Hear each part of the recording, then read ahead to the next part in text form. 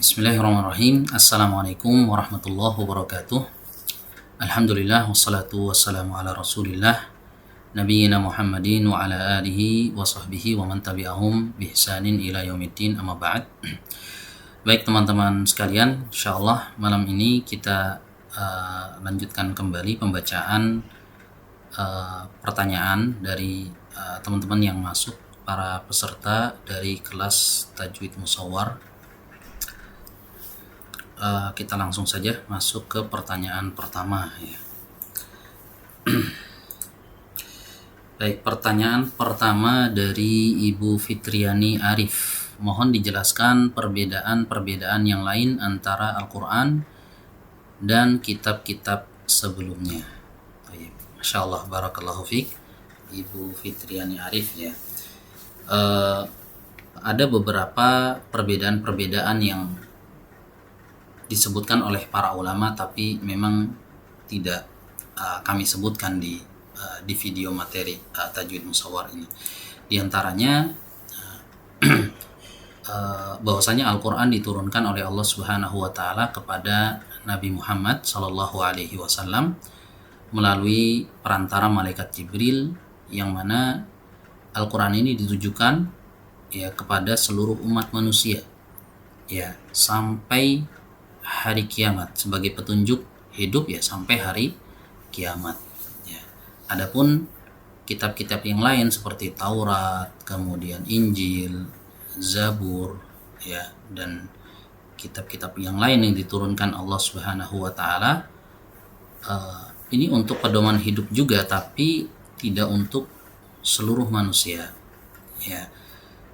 Taurat, Injil, Zabur diturunkan oleh Allah Subhanahu wa Ta'ala untuk menjadi pedoman hidup bagi kaum tertentu saja, tidak sebagaimana Al-Quranul Karim yang diturunkan untuk pedoman hidup untuk seluruh manusia. Dan pedoman hidup yang mengacu kepada kitab-kitab terdahulu itu terbatas pada kurun waktu tertentu saja. Adapun Al-Quranul Karim ya Allah jadikan sebagai petunjuk hidup sampai hari kiamat nanti ya. Ini yang pertama ya, perbedaan yang pertama. Kemudian yang kedua, Al-Quran diturunkan oleh Allah Subhanahu wa Ta'ala sebagai kitab terakhir sekaligus sebagai penyempurna dari kitab-kitab sebelumnya ya. Jadi dari sini bisa kita ketahui bahwasanya isi kandungan kitab Al-Quranul Karim ini jelas lebih sempurna daripada kitab-kitab terdahulu ya. Intinya Al-Quran ini adalah kitab yang menghapus ya kitab-kitab sebelumnya, dan seluruh umat wajib berpedoman dengan Al-Quranul Karim. Tidak boleh kita berpedoman dengan kitab-kitab sebelumnya, karena hukum-hukum dan syariatnya telah dihapus oleh Al-Quranul Karim yang tentunya lebih sempurna dari kitab-kitab terdahulu. Ini yang kedua ya. Kemudian yang berikutnya, yang ketiga, bahwa isi Al-Quran, isi kandungan di dalam kitab Al-Quran itu dijamin oleh Allah Subhanahu wa Ta'ala masih terjaga keaslian dan kemurniannya ya, sebagaimana Allah Subhanahu wa Ta'ala sebutkan di surat Al-Hijr ya, inna nahnu nazzalna dzikra wa inna lahu lahafidun ya, sungguhnya kami yang menurunkan al-dzikra, Al-Quran, dan kami yang menjaganya. Jadi Allah Subhanahu wa Ta'ala jaga keaslian dan kemurnian Al-Quran ini sampai hari kiamat ya. Adapun kitab-kitab lainnya ya seperti Zabur, Taurat, Injil ya, tentunya sudah banyak mengalami yang namanya distorsi, perubahan ya, sesuai dengan tuntutan, kebutuhan, dan kepentingan penganutnya ya. Adapun Al-Quran, Allah Subhanahu wa Ta'ala jaga ya keaslian dan kemurniannya. Bukan hanya isinya, pelafalannya itu pun dijaga ya. Jadi tidak akan pernah mengalami perubahan sampai hari kiamat. Itu mukjizatnya Al-Quran dibandingkan dengan kitab-kitab sebelumnya. Baik, kemudian di antara perbedaan yang lain, ya, Al-Quran dengan kitab-kitab sebelumnya, bahwasanya kitab-kitab sebelumnya ini diturunkan dengan bahasa yang tidak semua orang ketika itu, atau hanya sedikit saja yang mampu memahami bahasa tersebut, ya. Dan rata-rata sekarang bahasa itu sudah mati, nggak dipakai, ya, dalam keseharian, ya. Makanya kalau kita perhatikan, jarang ada orang Nasrani lah misalnya yang memahami dengan baik bahasa asli dari Injil itu misalnya, ya, bahasa Ibrani, ya, hanya sedikit, ya. Adapun Al-Quran, ya, Al-Quran diturunkan dalam bahasa yang sampai sekarang bahasa ini dipakai, hidup, ya, hidup, karena pada masa ini masih banyak manusia yang bisa memahami dan berbicara dengan bahasa Al-Quran itu, bahasa Arab gitu, ya, dipakai, ya, dalam keseharian, ya. Adapun kitab-kitab terdahulu, meskipun ada beberapa orang yang memahami, ya, bahasa asli tersebut, tapi nggak dipakai dalam kehidupan sehari-hari, ya. Ya, seperti misalnya bahasa Ibrani, negara mana yang kesehariannya menggunakan bahasa tersebut, ya, atau bahasa-bahasa Taurat misalnya, bahasa-bahasa yang ada di kitab-kitab sebelumnya, ya. Tentunya ini menjadi pembeda, ya, antara Al-Quran dengan kitab-kitab terdahulu. Baik, kemudian di antara perbedaan yang lain, Al-Quran dengan kitab-kitab terdahulu, Al-Quran memiliki yang namanya asbabun nuzul, ya. Jadi ayat-ayat Al-Quran itu bisa diketahui dengan jelas kapan ayat ini turun, di mana turunnya, sebab turunnya apa, ya. Sedangkan ayat-ayat di kitab-kitab suci yang lain, ya, kitab-kitab terdahulu, ya, maka tidak diketahui dengan jelas itu kapan ayat itu turun, di mana ayat itu turun, sebab turunnya itu dikarenakan apa, ya, tidak diketahui. Ini yang disebut dengan asbabun nuzul. Al-Quran punya asbabun nuzul, sementara kitab-kitab yang lain tidak diketahui, mungkin ada tapi tidak diketahui dengan jelas, ya, kapan ayat ini turun, di mana ayat ini turun, kemudian sebab diturunkannya itu apa, tidak diketahui dengan jelas. Nah, ini beberapa perbedaan, ya, Al-Quran dengan kitab-kitab suci terdahulu, dan masih banyak lagi yang dijelaskan oleh para ulama. Teman-teman bisa buka kitab-kitab ulumul Quran, di sana dijelaskan tuh, ya, di antara perbedaan-perbedaan Al-Quran dengan kitab-kitab sebelumnya. Wallahu ta'ala a'lam bishawab. Baik, pertanyaan yang berikutnya dari Ibu Lita RDS. Bisakah dijelaskan tentang makna kata penukilan, sanad, dan riwayat? Masya Allah. Pertanyaan yang bagus, Ibu Lita. Barakallahu fiik. Penukilan itu maknanya periwayatan, ya. Penukilan itu artinya periwayatan. Jadi ada satu generasi yang meriwayatkan informasi dari generasi sebelumnya. Nah, periwayatan ini disebut dengan penukilan, ya. Adapun sanad, yang dimaksud dengan sanad adalah rantai periwayatan itu, ya. Informasi ini dibawa oleh siapa, kemudian disampaikan kepada siapa. Nah, orang-orang, person-personnya ini disebut orang-orang ini disebut dengan rawi. Nah, jalurnya ini disebut dengan sanad, ya. Kemudian riwayat itu adalah informasi yang dinukil, itu disebut dengan riwayat, ya. Wallahu a'lam bishawab. Assalamualaikum Ustaz. Waalaikumsalam. Izin bertanya, penukilan selain sistem at-tawatur, yaitu dengan sistem ahad, apakah orang-orangnya itu bukan bersanad? Dari Pak Hadi Purnomo. Baik, sekali lagi kita pahami dulu di sini makna tawatur dengan ahad, ya. Tawatur itu jumlah orang yang meriwayatkannya sangat banyak, sehingga mustahil bersepakat mereka untuk berdusta, ya.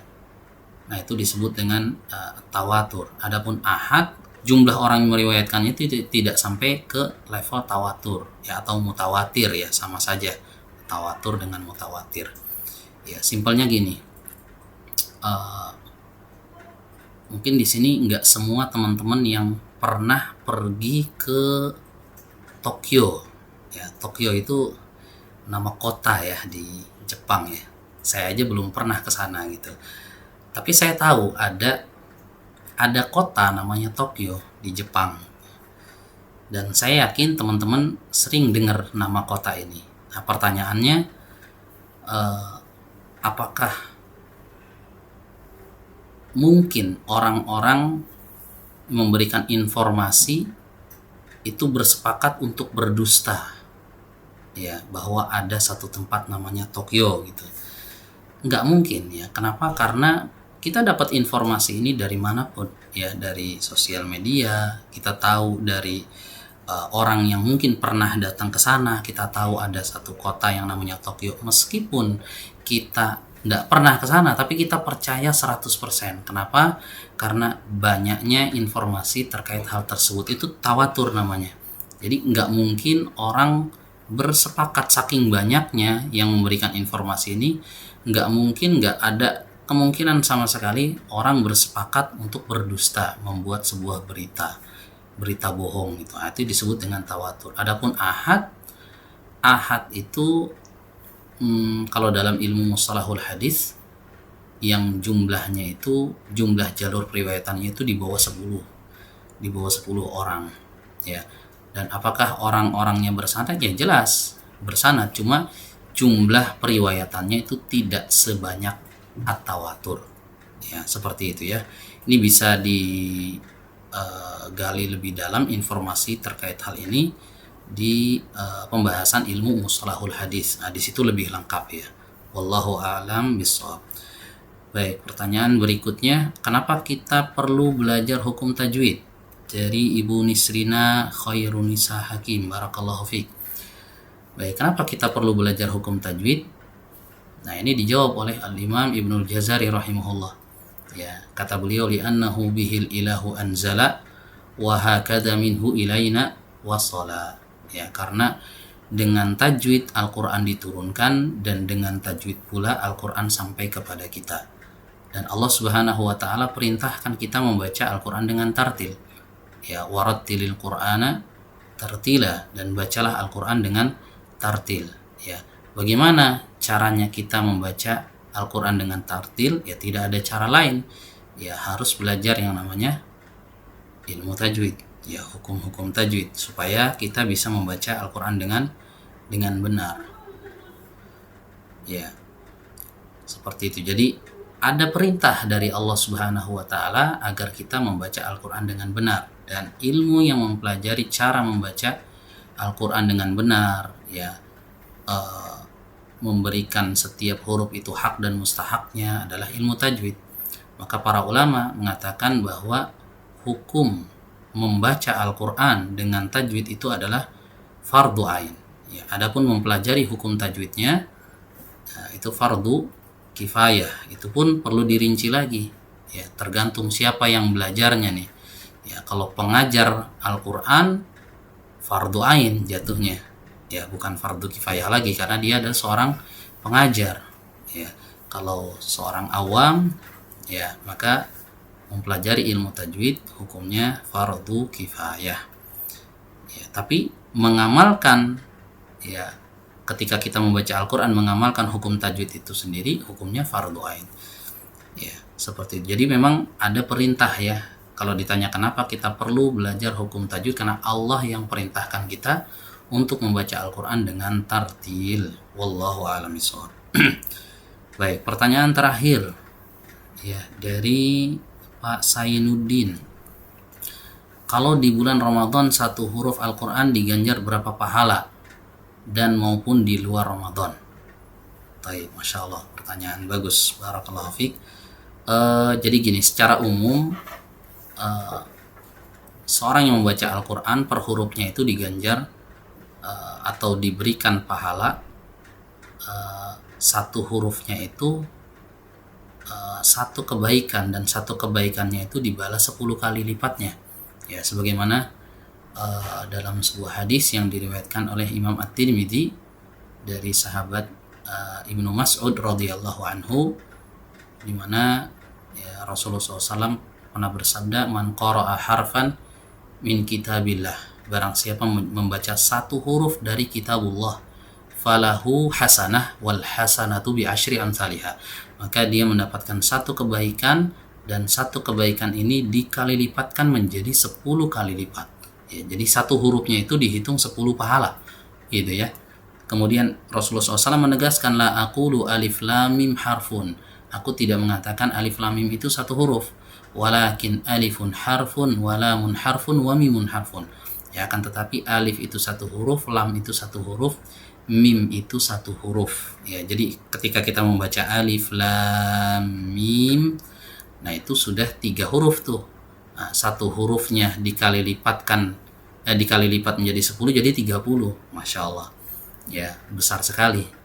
Ya, pahala orang yang membaca Al-Quranul Karim.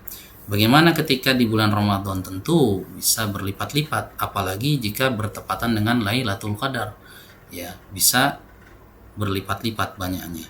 Ya, Lailatul Qadri khairum min alfi syahr, kata Allah. Ya, Lailatul Qadar itu lebih baik daripada 1000 bulan. Ya, bayangkan, belum tentu umur kita itu sampai sepanjang itu ya, tapi kita bisa mendapatkan pahala orang yang beramal sampai 1000 bulan hanya dalam satu malam. Luar biasa ya. Bahkan kalau kita membaca kitabnya Al-Imam Ibnu Rajab, ya, judulnya Lataiful Ma'arif, ya, di situ beliau jelaskan beberapa pahala-pahala yang ada pada setiap bulannya. Ya, ketika beliau membahas tentang bulan Ramadan, ya, kata beliau di antara pahala satu amalan itu bisa berlipat-lipat dikarenakan amalan tersebut bertepatan dengan waktu yang mulia, seperti misalnya amalan yang dikerjakan pada bulan Ramadan. Makanya kalau kita membaca riwayat-riwayat ulama terdahulu, mereka itu sampai nutup majelisnya gitu, hanya ingin fokus tilawatul Quran, menghatamkan Al-Quran. Ya, ada yang hatam Al-Quran sebulan sekali, ada yang 2 kali, bahkan ada yang puluhan kali seperti Al-Imam Syafi'i. Ya, beliau hatam Al-Quran itu 1 hari 2 kali. Masya Allah gitu, karena ingin mengejar pahala yang begitu besar. Ya, sebagaimana amalan pun bisa dilipat gandakan jika dilaksanakan di tempat yang mulia. Ya, bukan cuma di waktu yang mulia, tapi di tempat yang mulia juga sama. Seperti misalnya amalan yang dilakukan di Mekah dan Madinah. Ya, orang yang sholat di Masjidil Haram kan pahalanya jauh ya daripada orang yang sholat di masjid biasa gitu kan. Ya, kemudian bisa juga pahala itu berlipat karena dilihat dari keikhlasan dan ketakwaan orang yang mengamalkannya. Ya, maka kalau kita ingin memiliki pahala yang besar dari tilawatul Quran ini, ya, membaca Al-Quran banyak-banyak di bulan Ramadan, ya, apalagi ketika kita membacanya di Masjidil Haram, ya, kemudian diiringi dengan keikhlasan dan ketakwaan. Masya Allah, ya, sana banyak sekali pahala yang terkumpul. Demikian mungkin yang bisa kami jawab 5 pertanyaan ya untuk satu video. Insya Allah kita akan lanjutkan kembali sesi tanya jawab ini di video yang lainnya. Demikian yang bisa disampaikan, kurang lebihnya mohon maaf. Akhirul kalam, billahi taufiq wal hidayah. Wassalamualaikum warahmatullahi wabarakatuh.